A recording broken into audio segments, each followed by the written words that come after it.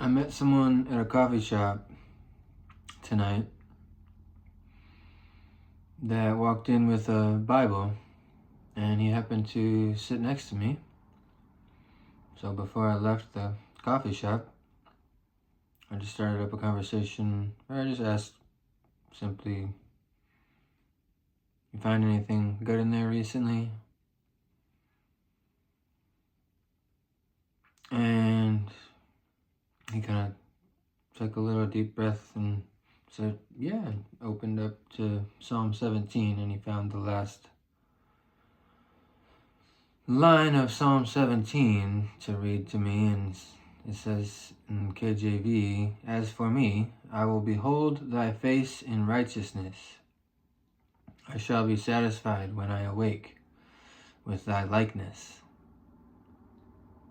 And I immediately thought of this morning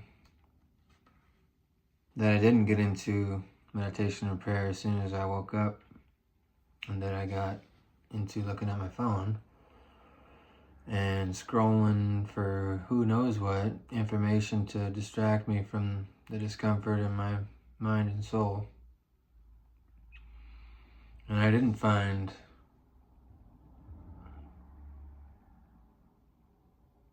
that righteousness. I wasn't satisfied. I didn't find thy likeness because I didn't seek it first thing upon waking up today. And what I'm noticing is the faith walk will humble you like nothing that I've experienced. Because as soon as I start thinking I'm on the path and I've submitted my life to Christ, it basically turns into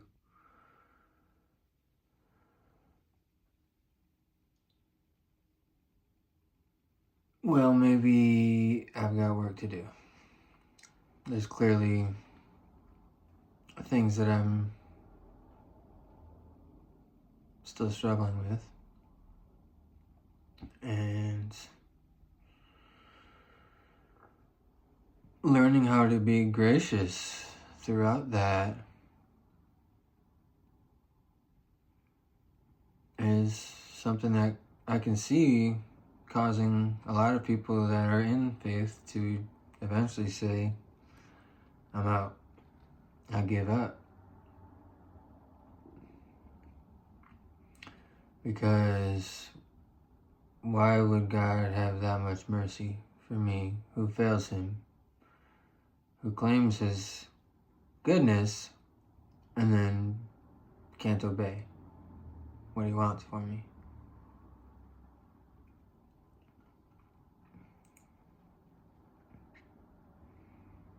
And whether it's not hearing from him in prayer or not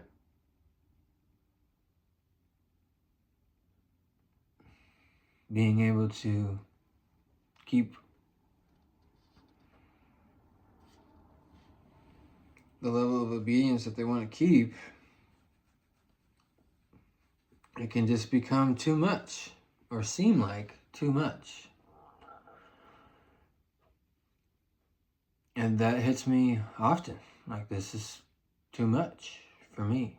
I don't have the strength. I'm not strong enough.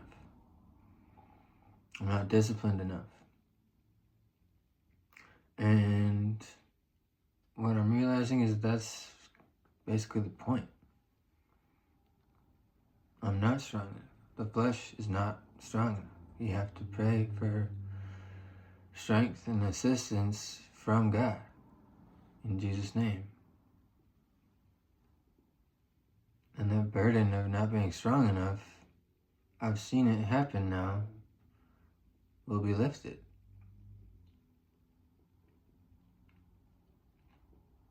And what more can you ask for than admitting what's wrong, asking for help, and then the problem being solved.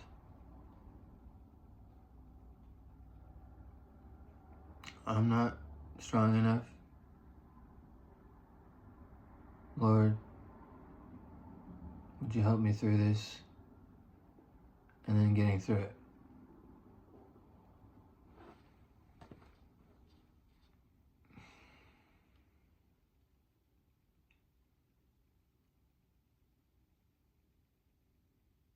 And I was thinking tonight about how there's a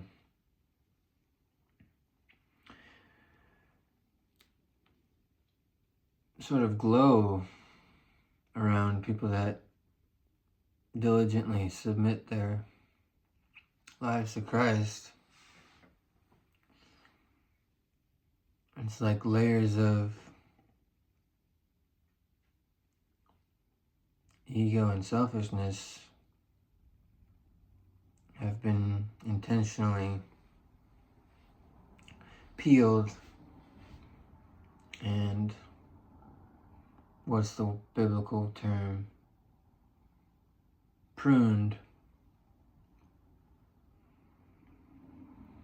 in order for better branches to grow back and better intentions to surface.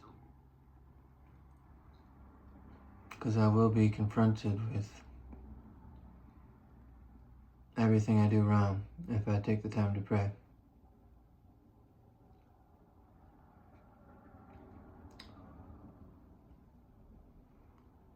But this young man, Alex, there was a sense of light to him. He walked in with a good-sized Bible, and how many people would be scared or insecure about just carrying around a Bible nowadays? But this is a weapon. There is an unseen war for your heart, soul, and what I've come to find out, well-being. And that war is too much for one individual to handle, in my personal experience. So I will call on God, and He has come to my side. And I have experienced a peace beyond understanding. Those little glimmers of profound peace that I never felt are unforgettable.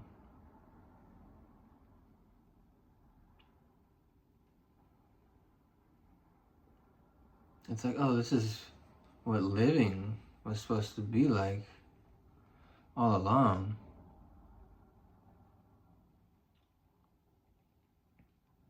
And I'm going to have ups and downs like a human is bound to have. But those moments where the peace shines like in an undeniable fashion. I saw in meditation about a week ago this glow of white light that can't be described as anything other than heavenly. It was just so bright and so distinctly positive, so particularly holy, and I was so present within that light that was clearly not of the earth or of humanity. And that's one of many examples of glimmers that I have experienced that I can't shake. I can't explain that in a rational and biological and human fashion.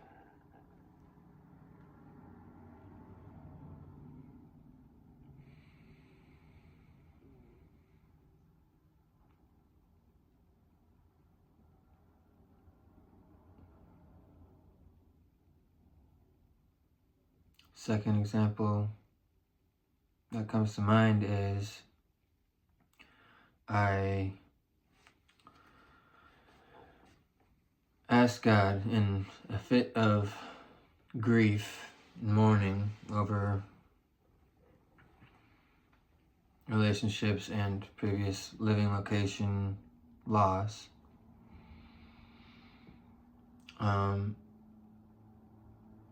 This was in a time about 1.5 years ago where I was quite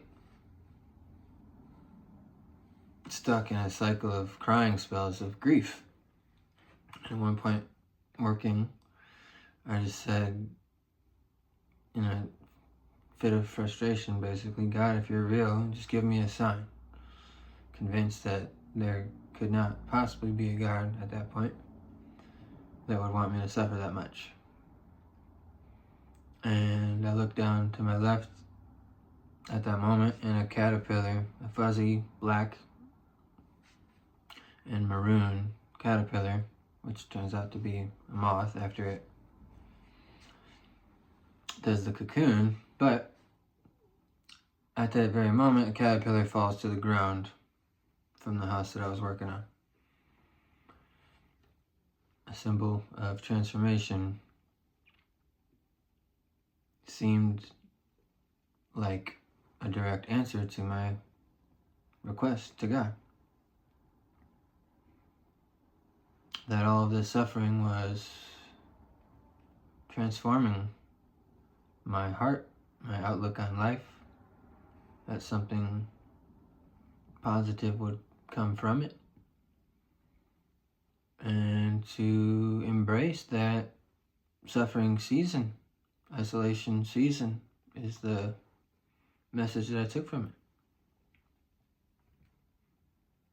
it. How can I explain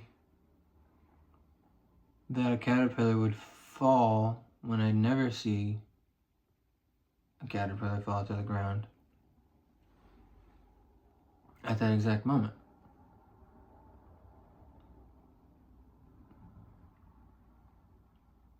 And how can I explain the distinct holiness of the light, the white purity that surrounded my existence in meditation about a week ago? Made me really have a new level of respect and consideration for meditation, because they suggest that we meditate every day in AA. It's the 12th step, is to constantly seek guidance from God and through prayer and meditation, or some form of those words, is the 12th step. And I need to continue that seeking. It's almost 2 years now. It'll be 2 years that I'm nicotine, weed, and alcohol free this August. It'll be 2 years of really trying to, a little over 2 years come August, of really trying to walk with Christ since what was a suicidal episode that brought me to want to be sober and experience God. And I've just seen signs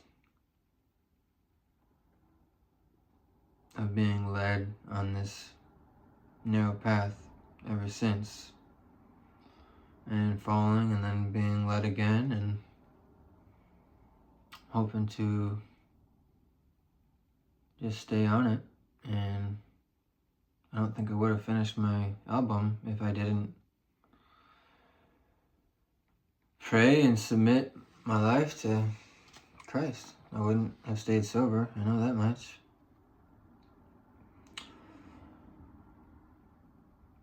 And my ability to process my junk. Because the natural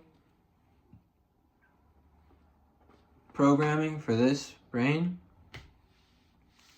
is junk.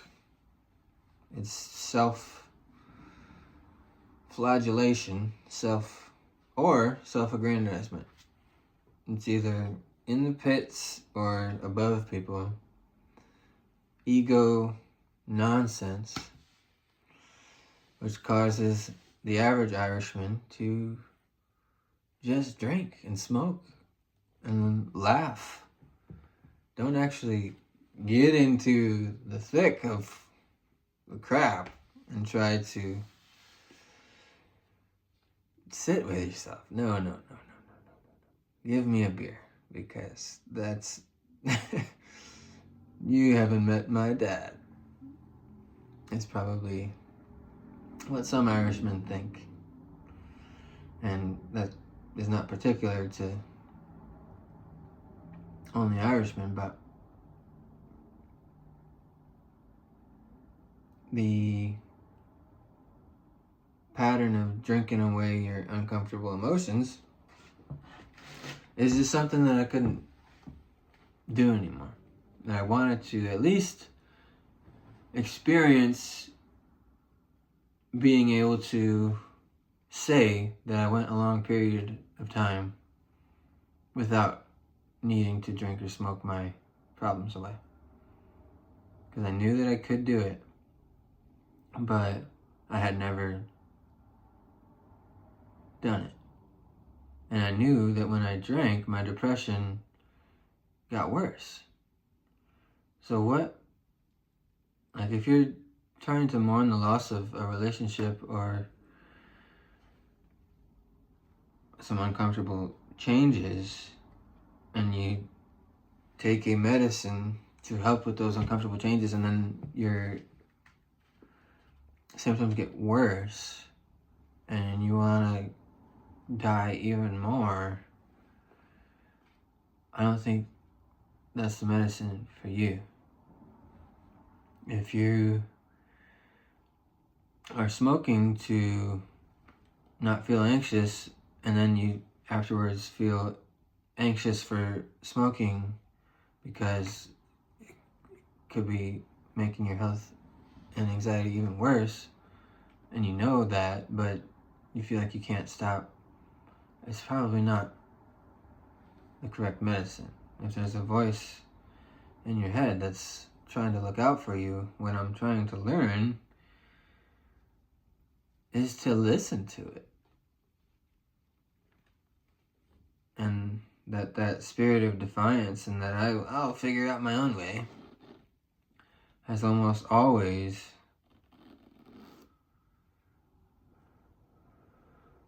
led to another problem. Even yesterday, I feel like I slipped in a certain area, which I don't need to describe, and it was probably an act of defiance, and I was, I think, validated in that it was an act of defiance by the fact that I got a ticket that night.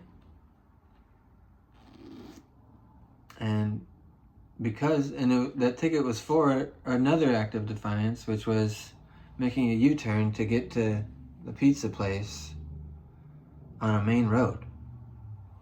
I missed the pizza place, so I'm just gonna turn around on a main road real quick. And I turned around a U-turn on a main road right in front of a cop. the same day of previously giving into a certain defiant behavior. So it was just felt like a reminder that following a patient and self-controlled life is just going to be better. And what practices can I maintain in order to develop and stay within that patient and self-controlled mind frame? And the first thing that comes to mind is prayer and meditation first thing in the morning, prayer and meditation last thing before bed. Journaling, some self-check-in is big for me. Just what is going on inside my head and body. Write whatever comes to mind, 2 to 3 pages. That was recommended by, initially I got into doing that through The Artist's Way, which is a book by Julia Cameron. It's brilliant.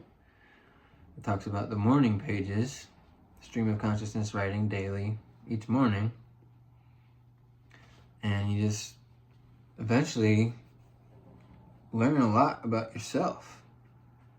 You're checking in with yourself in such a real way because you don't need to put filters on a piece of paper that you're not anticipating people reading or it being a message to a particular person. You're checking in with yourself. So if anyone's struggling with knowing who they are or where they are, I think journaling is a brilliant practice, and it doesn't have to be good. That's probably the main blockage for people to even think that they should journal, is that, oh, my writing's not going to be good. It doesn't. You're just figuring out where you are at. You're talking to yourself. Same as talking to myself theoretically in this video.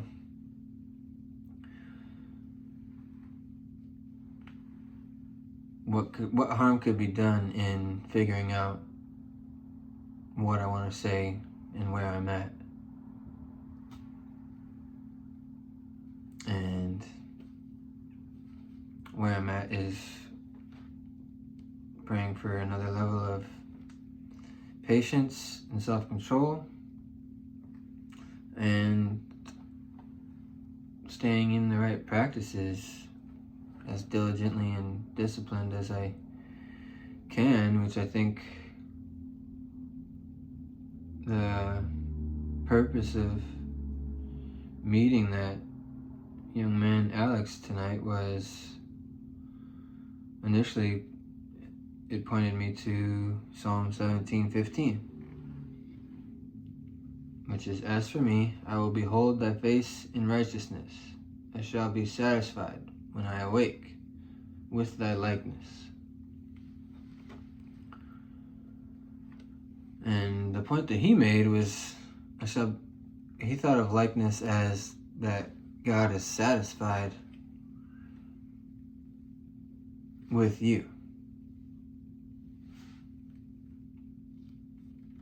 So I'll be satisfied to think that the creator of the world, of the earth, of the universe, is satisfied with me. And if I can do that first thing when I awake, I think that can set up the day for mental health, peace, stability, call it what you want.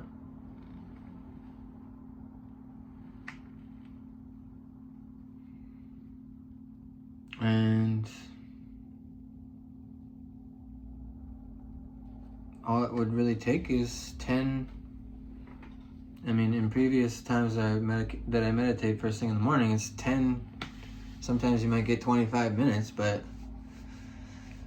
typically 10-15 minutes is enough to just check in with the present. If you hop onto your phone right away, you're getting out of the present, and that can become the pattern for the whole day. So I don't mean to ramble too much, but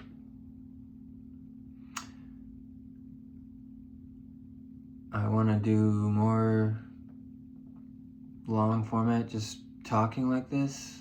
I hope you can join my journey. There's a lot of music that I want to work on, and faith that I want to practice, and sobriety that I want to maintain, and ultimately service to whoever God calls me to serve, because serving self has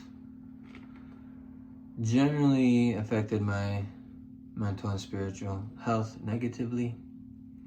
So if anyone needs someone to talk to, feel free to message me on Instagram at BrianMcKee_, and subscribe to my channel for more music and talks. And I wish you all the best.